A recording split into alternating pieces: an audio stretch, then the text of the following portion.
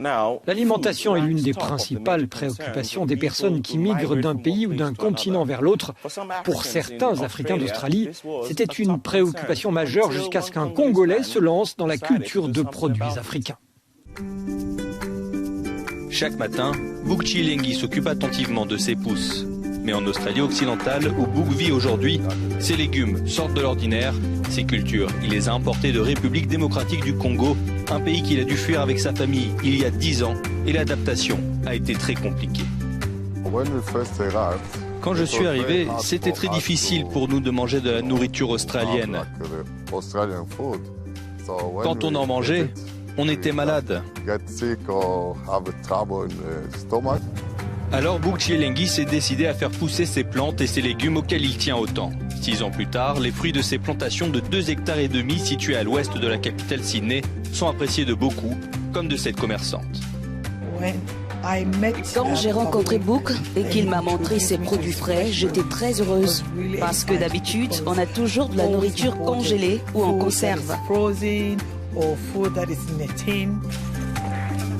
Si les clients de Bouk lui sont si fidèles, c'est parce qu'ils viennent chercher chez lui un parfum du Congo, difficile à retrouver en Australie. Ça nous donne l'impression d'être de retour en Afrique, même si on est encore en Australie. Nous sommes très heureux et on apprécie beaucoup ce qu'il fait. Mais faire pousser les quelques 15 variétés africaines n'est pas une mince affaire. En Australie, le climat est beaucoup plus sec qu'en RDC. Malgré ces difficultés, la ferme africaine de Bouk Chilengi attire de plus en plus de monde. Il espère que d'autres suivront son exemple et que ces fermes se multiplieront.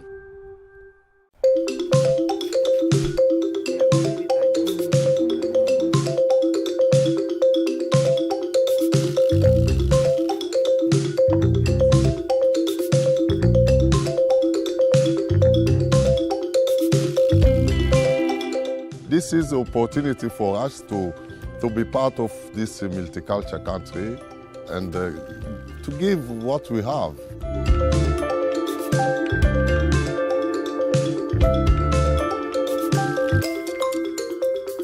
I'm not going to go back anymore in Africa.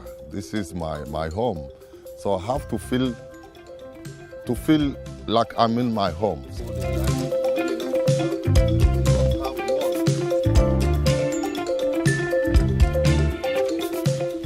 Like a pumpkin leaf, it's one of the popular dish in our culture.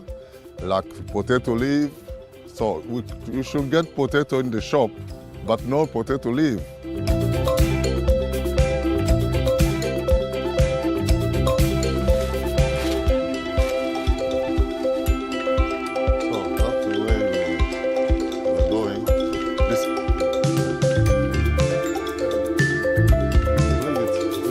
And it also takes us back home. It reminds us of what we used to do and our ancestors used to do in Africa. So it's a blessing.